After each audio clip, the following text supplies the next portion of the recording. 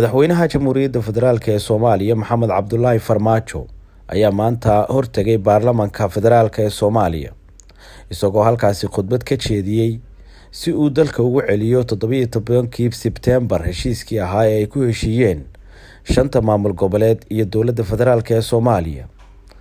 Madaxweynaha ayaa khudbad qiimo badan ka jeediyay baarlamaanka isagoo aad ula hadlay shacabka Soomaaliyeed isla markaasina diiday in dalku uu dib ugu noqdo 30 sano ka hor wixii ka dhacay magaalada Muqdisho.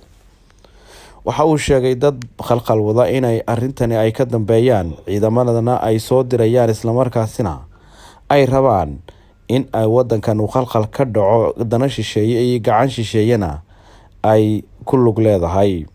Madaxweynaha oo hadalkiisa sii wata ayaa sheegay in dalkani uu u baahan yahay in horumarkiisa laga shaqeeyo balse aan loo baahnayn in laga shaqeeyo dumistiisa iyo qixinta dadka masaakiinta. Waxaana uu aad ugu celceliyay la hadalka dadka Soomaaliyeed isla markaasina uu yiri waa in ay dalkooda difaacdaan. Isla markaasina waxa uu waranka ku daruuray mucaaradka oo uu sheegay in ay doorashadu dadka ay ka dhicilaaday ay tahay qayb ka mid ah maamul goboleedada Soomaaliya. Madaxweynaha khudbadiisa uu ku soo gunaanaday in dalku doorasho aadayo isla markaasina uu doorashada hanaankeeda uu ku wareejiyay ra'iisul wasaare Roble si uu si maamulo amniga doorashada. Cabdirasaaq Maxamed Siciid Shabcaan, Dubai.